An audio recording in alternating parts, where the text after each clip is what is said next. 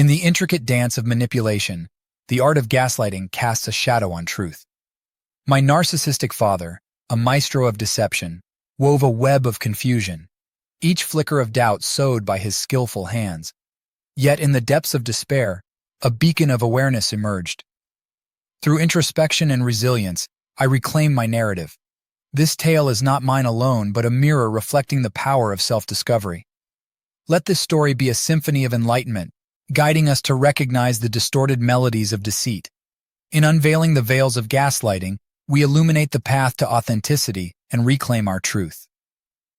What is gaslighting? Gaslighting is a technique of manipulation narcissists use to distort our perception of reality. They use this to control both the situation and the other person for their own needs. Over time, gaslighting can cause you to doubt yourself, second-guess your opinions and perceptions, and withdraw socially. Gaslighting makes people question their judgment, their memories, and even their sanity. The term originates from the 1944 film titled Gaslight, where the main character's husband slowly manipulates her to make her believe she's going mad. The film's title originates from the gaslights used in the apartment in the film. The husband uses the gaslights in an upstairs apartment, which causes the lights in his apartment to dim. The wife asks her husband about the dimming lights.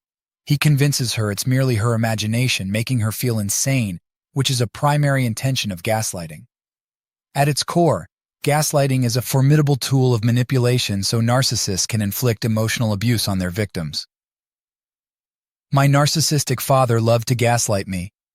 When I confronted my father after an argument, I didn't recognize he was gaslighting me at the time. I repeated back what he said and did. First, he responded, it was a misinterpretation. He wouldn't explain what was misinterpreted or who misinterpreted what. Then he said it was a joke. This should have been a red flag. There was nothing funny about the subject matter or his actions. He never elaborated. He then concocted an elaborate retelling of the facts, including events that never took place. I corroborated his story with the other person involved, a true innocent.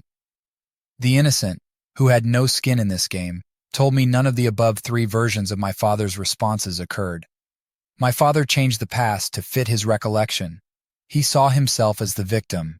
He was always turning the tables. When he recounts that story, he only remembers it his way, believing all his own lies. This is what gaslighting sounds like. Here is a likely conversation between an innocent I and a narcissist, N, after an argument about the events of the night before. Last night you hurt me when you said I looked terrible and then flirted with Petunia all evening. N. I never said that. You have a terrible memory. You told me when we got to the bar, I looked terrible, like I hadn't spent any time on getting ready. N. You're just being paranoid. That never happened. What about your flirting with Petunia all night? And stop being so dramatic. I wasn't flirting with her. You're exaggerating. Then why did Bob say something to me about it? And Bob's just jealous of me. I was just joking. Can't you take a joke? I don't think it's funny at all. N. I'm sorry you think I hurt you. Let's just move on. It's all water under the bridge. Okay, I accept your apology. DN. Good, if you're lucky, I'll forgive you. What should you do if you're the victim of gaslighting? All types of narcissists employ the tactic of gaslighting to control employers, parents, friends, spouses, and partners. This strategy's success often depends on the balance of power between two people in a relationship. I suffered for years while my father continued to gaslight me. If you've suffered narcissistic abuse, it's critical for you to talk to someone. However, it's important to talk to someone who gets it. I believe that in this particular form of abuse, it's best to talk to someone who's had a similar experience. You see, I didn't get here by accident.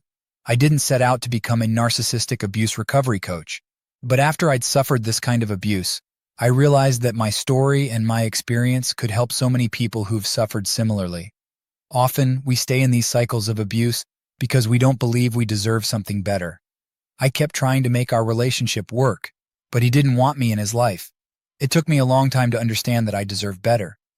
You deserve better too. It feels like you are stuck forever. You are not stuck. Narcissists are less likely to ever change. But you can.